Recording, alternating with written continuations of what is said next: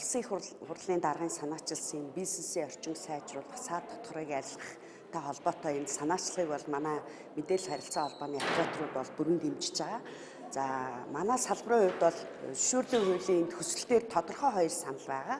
За нэгдүгээр санал нь бол тусгай зөвшөөрлийн хугацааг хуучин бол одоо 20 хүртэл жилээр олгоно гэж заасан байдгийг өмнө одоо зөвшөөрлийн тухай хуулийг шинжилэн найруулгыг батлахад дагалдах хууль буюу харилцаа холбооны хуулийн төсөлд хугацааг нь багасгаад 5-10 жил болгосон байгаа. За энэ нь бол одоо бидний тухайн үедээ бидний бизнесийн орчин одоо дордуулсан ийм зохицуултыг хийчлээ гэж бид нэр үзэж байгаа учраас энийгээ эргэж одоо сэргээж бидрийг 20 хүртэл жил болгож өгөөч гэдэг хүсэлтийг тавьж байгаа. Яагаад тэгэхээр харилцаа холбооны салбар бол өөрөө өндөр хөрөнгө оруулалттай урт хугацааны дараа үр ашгаа нөхдөг ийм хэмжээний бизнесийн үйл ажиллагаа явж байгаа лицензүүдийн хугацаа бол олон улстай ч гэсэн урт байдаг. Тэгжээж ингээд дотвортой байдаг учраас энэ одоо юу шинжилгээ хийж өгөөч гэсэн эхний нэг хүсэлт байгаа. Салбар хоорондын асуудлууд байгаад байна.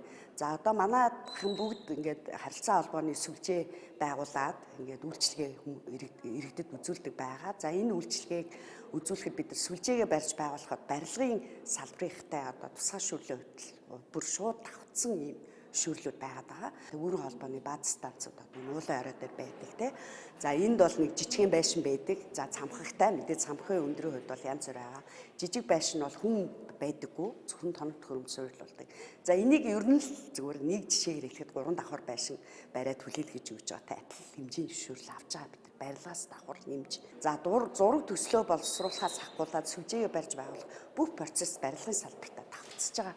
Тэгэхээр энэ давхарлыг ерөөсөө арилгах нь энэ чөлөөлөе гэдэг одоо үйл ажиллагаанд бол нөхөн нийцнэ гэж бодож байгаа. Энэ саналаа бид нар тавьж байгаа. За бидний хувьд бол зөвшөөрлийн тухай хуулинд шууд мэдээлэл гэдэг шинээр нэмж оруулж өгөөч гэсэн хүсэлтэй байгаа.